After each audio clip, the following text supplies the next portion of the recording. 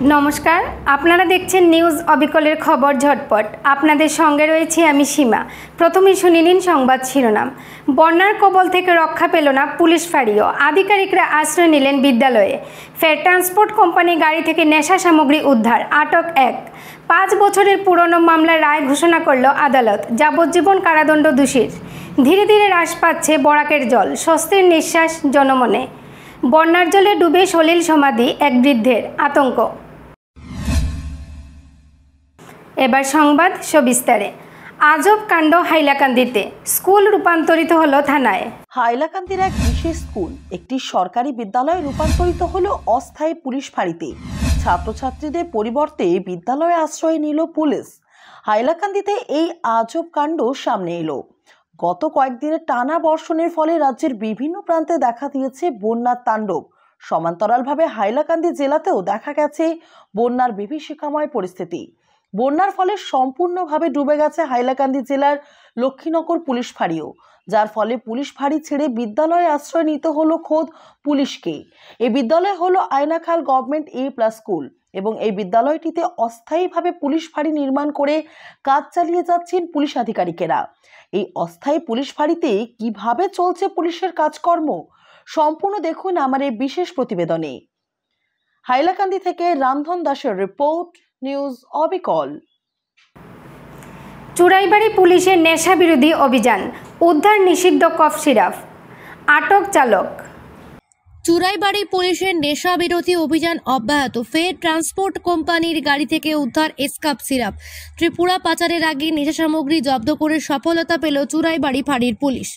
ঘটনা শনিবার দুপুর 12:30 নাগাদ। প্রতিদিনের মতো আজও চুরাইবাড়ির ফাঁড়ির ইনচার্জ প্রণব মিলির নেতৃত্বে পুলিশ কর্মীরা তল্লাশি অভিযান চালাচ্ছিল। ঠিক তখন HR 37E7205 নম্বরের VRL লজিস্টিকের 6 চাকার লরি আসতেই পুলিশের নিয়মিত তল্লাশিতে বিভিন্ন সামগ্রীর আড়ালে লুকিয়ে থাকা 22 কার্টুনে মোট 3300 বোতল নিষিদ্ধ এসকাপ সিরাপ জব্দ করে। সঙ্গে আটক করা হয় গাড়ির চালক সোনু রাজপুতকে। তার বাড়ি উত্তরপ্রদেশে। চালকের মতে সামগ্রীগুলি গুয়াহাটি থেকে তোলা হয়েছে, কিন্তু বিভিন্ন সামগ্রীর GST চালান মতে কলকাতা বড়বাজার থেকে লোড করা হয়েছে। এদিকে সামগ্রীগুলি আগরতলা খয়েরপুরে যাওয়ার কথা ছিল। অনুমান করা হচ্ছে খয়েরপুর থেকে বাংলাদেশে পাচারের ফন্দি এঁটেছিল নেশা সাম্রাজ্যের সাগরেতরা।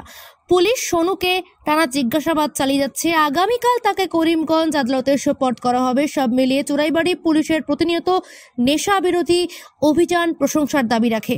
রঞ্জিত কৈরির রিপোর্ট, নিউজ অবিকল। হাইলাকান্দিতে প্রতিবেশীকে হত্যার দায়ে যাবজ্জীবন কারাদণ্ড অভিযুক্তের। প্রতিবেশীকে হত্যা করার অভিযোগে হাইলাকান্দিতে যাবজ্জীবন কারাদণ্ড। জমি সংক্রান্ত বিবাদকে কেন্দ্র করে প্রতিবেশীকে হত্যা করার অভিযোগে হাইলাকান্দিতে যাবজ্জীবন কারাদণ্ড। 2019 সনে ভূমি সংক্রান্ত ছোট এক বিবাদকে নিয়ে রাতের অন্ধকারে নিজের প্রতিবেশীকে হত্যা করেছিল যুবকটি। শুক্রবার হাইলাকান্দি অতিরিক্ত জেলা এবং ন্যায় দণ্ডাধীশ ডক্টর মাহমুদুল হাসান বড়ভূইয়া এই গুরুত্বপূর্ণ রায় দেন। 2019 সনের 8 নভেম্বর রাত প্রায় 9টা নাগাদ হাইলাকান্দি জেলার লালা থানার অন্তর্গত ট্যান্টু অঞ্চলের বাসিন্দা জাকির হোসেন মাঝার ভূইয়া কইয়া চা বাগান থেকে নিজের ঘরে আসার সময় অর্ধেক রাস্তাতে কয়েকজন যুবক গাড়ি নিয়ে এসে তাকে ধারালো অস্ত্র ঢুকিয়ে পলায়ন করে।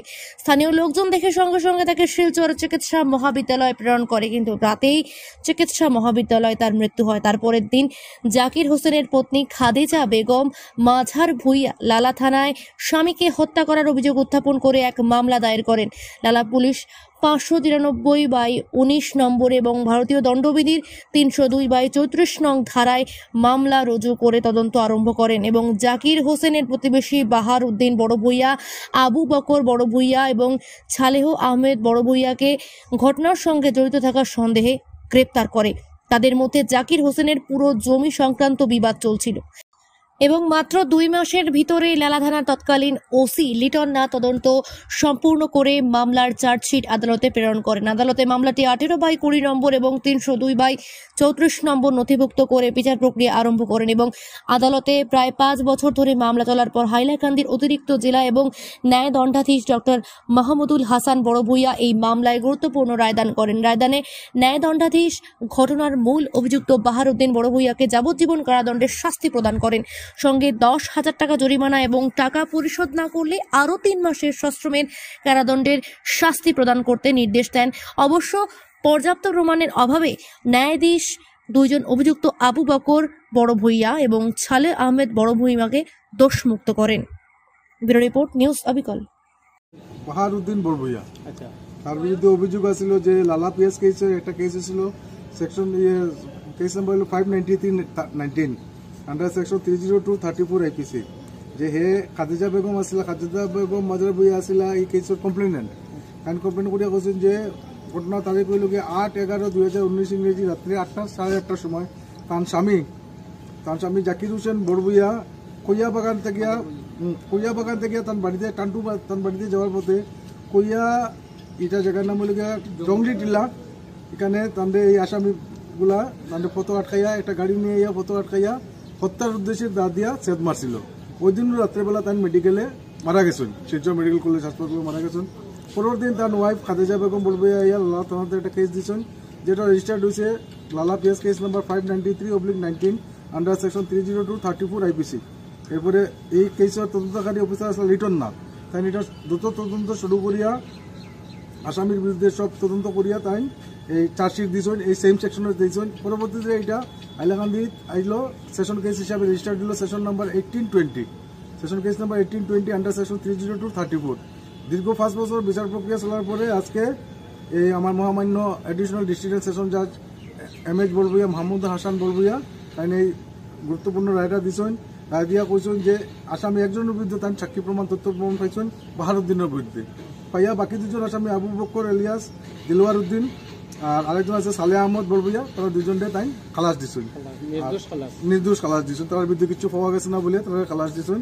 আর বাহারউদ্দিনের যাব বিধায়ক দীপায়নের নির্দেশে বাঁধ পরিদর্শন করল বিজেপির প্রতিনিধি দল। এটা বস্তুখিনিতো এইখিনি মানে এটা যদি আমি ভালকে করে দিওঁ তেতিয়া ভৱিষ্যতে প্ৰব্লেমটো নহয়। ধীরে ধীরে কমতে শুরু করেছে বরাক নদীর জল। তারাপুর অন্নপূর্ণা ঘাট, তারাপুর শিববাড়ি রোডের নদীর বাঁধ এলাকায় বসবাসকারী নাগরিকদের মধ্যে কিছুটা হলেও স্বস্তির নিঃশ্বাস। দীর্ঘ 4-5 ঘন্টা থেকে শিলচর অন্নপূর্ণা ঘাটে জল 1 সেন্টিমিটার করে কমছে। শুক্রবার রাত 12টার সময় বরাক নদীর জলস্তর 21.48 ছিল। প্রশাসনের এবং স্থানীয়দের কড়া নজর রয়েছে শিববাড়ি রোডের বাঁধের দিকে। তারাপুর শিববাড়ি রোডের রাস্তা দিয়ে ভারী যানবাহন চলাচল বন্ধ করে দেওয়া হয়েছে জেলা প্রশাসনের পক্ষ থেকে। রাত 12টায় কাছাড়ের পুলিশ সুপার সরজমিনে এসে এই বাঁধ পরিদর্শন করছেন, পরিস্থিতি খতিয়ে দেখছেন।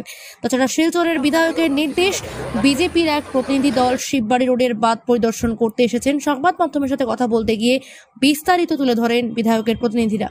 ব্যুরো রিপোর্ট, নিউজ অবিকল। আসলে শিববাড়ি রোডের তারপর শিববাড়ি রোডের এই বাঁধের পরিস্থিতি নিয়ে অনেকেই একটু দুশ্চিন্তায় বা আতঙ্কে ছিলেন, কিন্তু আমরা দেখলাম মাননীয় জলসম্পদ মন্ত্রী শ্রী পীযূষ হাজরিকা ভিজিট করলেন এবং তার নির্দেশ অনুযায়ী যেভাবে যুদ্ধকালীন তৎপরতায় কাজগুলো হয়েছে, বিশেষ করে শিলচরের মাননীয় বিধায়ক শ্রী দীপায়ন চক্রবর্তীর ঐকান্তিক প্রচেষ্টায় এ ব্যাপারে অনেক চেষ্টা করে আজকে আমরা দেখলাম যে লেভেলে উঠার কথা ছিল সেটা হচ্ছে না, কিন্তু অনেকটাই কিন্তু সেটা নিয়ন্ত্রণে, এটা একটা ভালো দিক আমরা বলবো। এবং সরকার বরাবরই এবং অঙ্গীকারবদ্ধ যাতে মানুষ স্বস্তিতে থাকে এ ব্যাপারে বিধায়কের নির্দেশে আজকে আমরা এখানে আসছি। শ্রী হীরক চৌধুরী আমাদের মধ্যমণ্ডলের মাননীয় সভাপতি, শ্রী সঞ্জয় রায় সেক্রেটারি এবং শ্রী নিরুপম গুপ্ত এবং মধ্যমণ্ডলের সমস্ত কর্মকর্তা এখানে এসেছি এবং আমরা দেখতে পাচ্ছি আজকে স্বস্তির নিঃশ্বাস। অনেকেই আমরা আজকে আতঙ্কে ছিলাম, কিন্তু এই মুহূর্তে জানি না প্রকৃতির কি ইয়ে থাকবে, কিন্তু এই মুহূর্তে আমরা অনেকটাই স্বস্তির নিঃশ্বাস। জল কমছে এবং এখানে খুব একটা আতঙ্কের বিষয় নয়।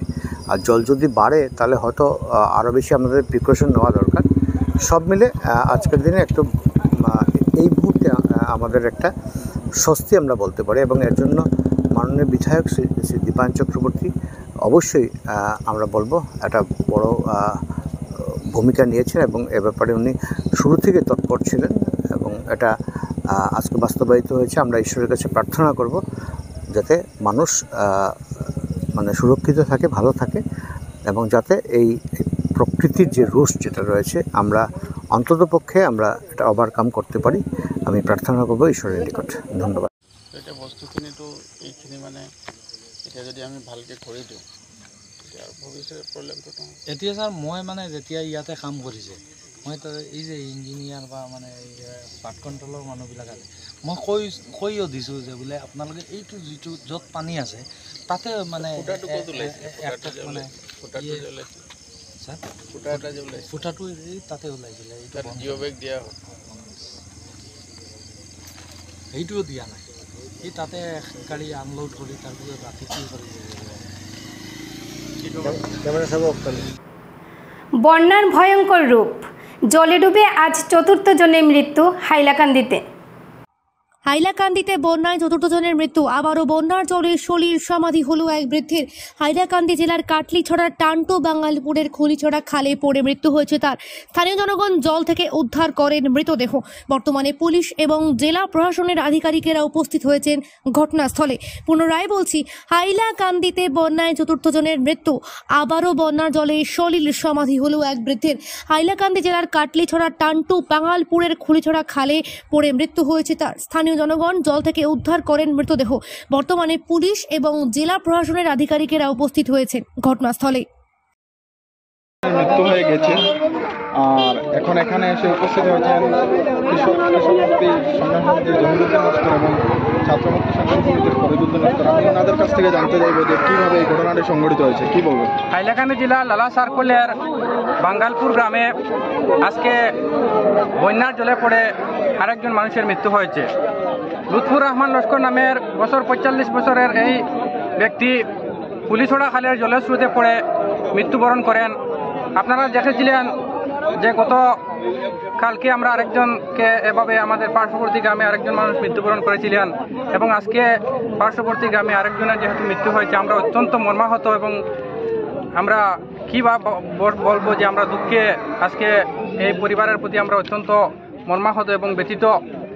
বিশেষ করে আমরা দেখতে পেয়েছি যে এবারের যে বন্যা হয়েছে টান্টু বাঙ্গালপুর পাহাড়গাঁও আপিন এইসব এলাকায় ব্যাপক হারে বন্যা হয়েছে, কিন্তু এই বন্যার খবর হাইলাকান্দি জেলা প্রশাসন তেমনভাবে নেয়নি, যার দরুন আজকে বন্যা দুর্গত মানুষ অসহায় হয়ে পড়েছেন এবং এই মানুষ আজকে সকালে ভালোভাবে।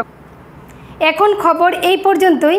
পরবর্তী প্রতিটি গুরুত্বপূর্ণ আপডেট দেখতে চোখ রাখুন নিউজ অবিকলে। ধন্যবাদ।